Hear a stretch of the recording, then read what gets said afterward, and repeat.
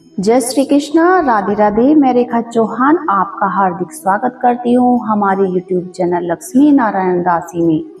भक्तों, आज की वीडियो में मैं आपको अपरा एकादशी की सरल पूजा विधि करके दिखाने वाली हूँ। सबसे पहले हम एक पीला वस्त्र आसन पर बिछा लेंगे या फिर कोई चौकी भी हम ले सकते हैं। पीला वस्त्र बिछाने के बाद हम इस तरह, ये मेरे पास छोटा आसन है तो मैं ये छोटा सिंहासन है तो फिर मैं एक बार इनको इसके ऊपर रख देती हूँ और छोटे सिंहासन के ऊपर भी हम एक पीला वस्त्र बिछा देंगे। उसके बाद हम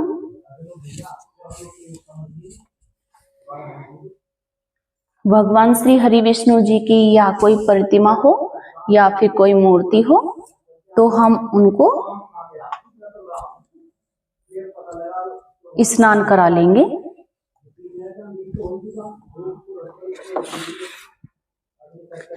लोटे में थोड़ा गंगा जल डाल लेंगे और गंगा जल डालने के बाद हम श्री हरि विष्णु भगवान जी की मूर्ति को स्नान कराएंगे। ओम नमो भगवते वासुदेवाय नमः। ओम नमो भगवते वासुदेवाय नमः।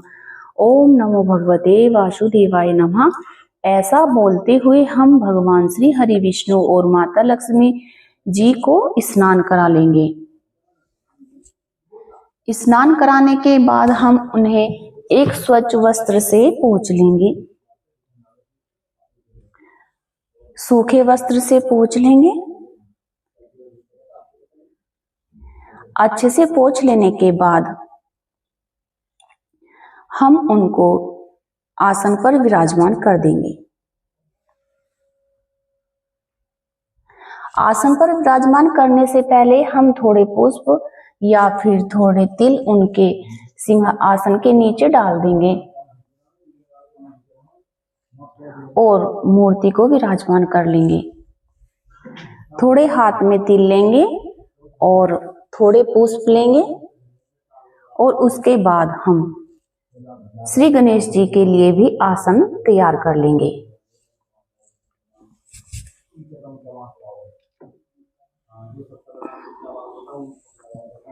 ये हमारे गणेश जी की मूर्ति है। आप मिट्टी के गणेश जी भी ले सकते हैं या फिर आपके पास जो कोई मौजूद मूर्ति हो आप उसको लेकर भगवान श्री हरि विष्णु जी के पास विराजमान कर देंगे। और हम श्री गणेश जी को भी ऐसे ही स्नान करा लेंगे और उसके बाद मूर्ति को पोंछ लेने के बाद हम अच्छे से भगवान के पास विराजमान कर देंगे। ओम श्री गणपते नमः। ऐसा बोलते हुए हम भगवान श्री गणेश जी को विराजमान कर देंगे। अब हम आगे की सरल विधि को शुरू करते हैं। भक्तों, देखिए ये मैंने थाली पहले से ही तैयार कर रखी हुई है ताकि वीडियो काफी लंबी ना हो जाए, इसलिए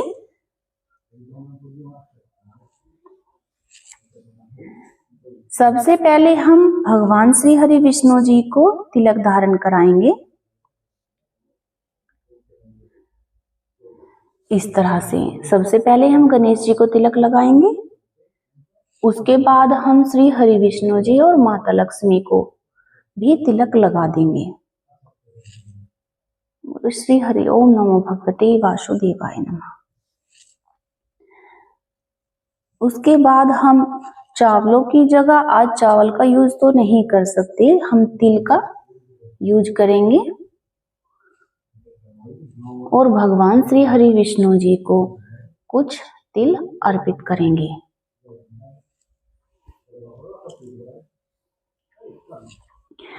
इसके बाद हम संकल्प कर लेंगे। कुछ तिल लेकर हम संकल्प कर लेंगे।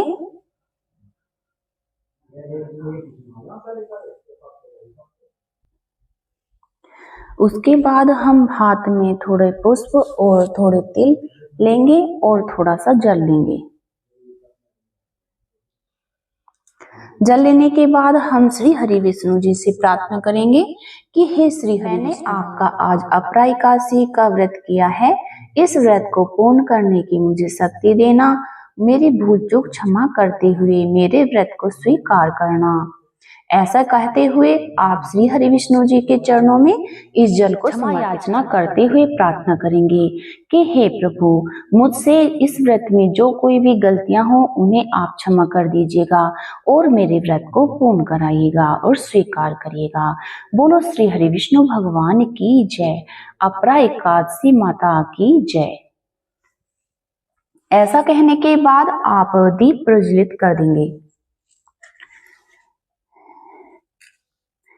देखिए भक्तों, मैंने दीप को पहले से ही तैयार करके रख लिया था। एक रुई की बाती ली और उसमें तुलसी महारानी जी की लकड़ी रखकर लपेटकर और यह देसी गाय का घी मैंने इसमें डाल के रखा है।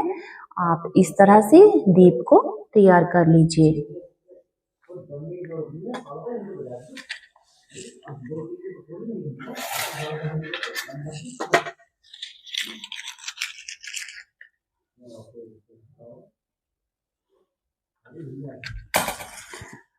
इस प्रकार से आप दीप को प्रज्वलित कर लीजिएगा। दीप जला लेने के बाद आप धूप बत्ती भी आप धूप दीप दोनों ही जलाकर तैयार कर लेंगे। देखिए कुछ इस तरह से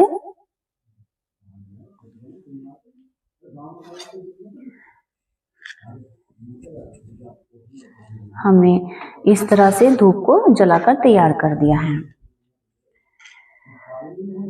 दीप जलाने के बाद हमें अपने हाथों को स्वच्छ जल से धो लेना चाहिए।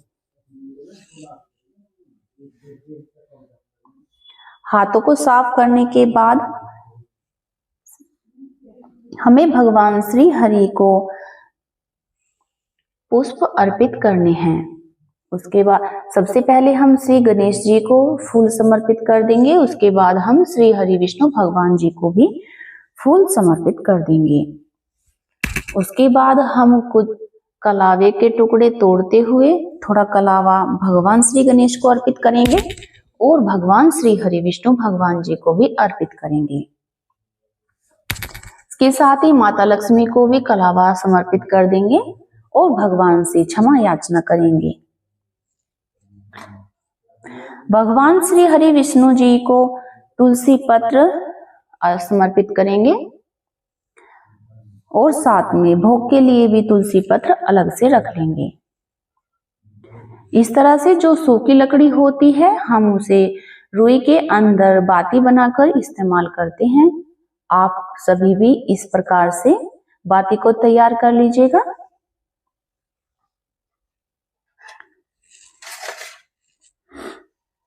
इतना करने के बाद अब आप भगवान को दक्षिणा अर्पित कर देंगे। बोलो श्री हरि विष्णु भगवान की जय। भगवान की कथा पढ़ेंगे, जो हमारी अपरा एकादशी की व्रत कथा है। हम अपनी व्रत कथा को पढ़ लेंगे।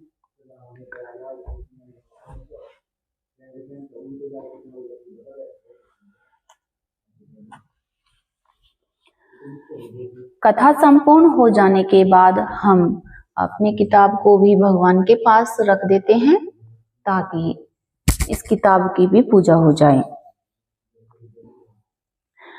कथा पढ़ने के बाद आप कुछ मंत्रों का जाप भी कर सकते हैं, भगवद गीता जी का पाठ भी कर सकते हैं, जय जगदीश हरे यह वाली आरती भी आप कर सकते हैं। तो हम चलो अब भगवान की आरती करने जा रहे हैं। कपूर को जला लीजिएगा। ओम जय एकादशी माता मैया, जय एकादशी माता, विष्णु पूजा व्रत को धारण कर शक्ति मुक्ति पाता। ओम जय एकादशी माता। आरती कर लेने के बाद आरती को संपूर्ण करेंगे और आरती कर लेने के बाद श्री हरि विष्णु भगवान जी को हम भोग लगाएंगे।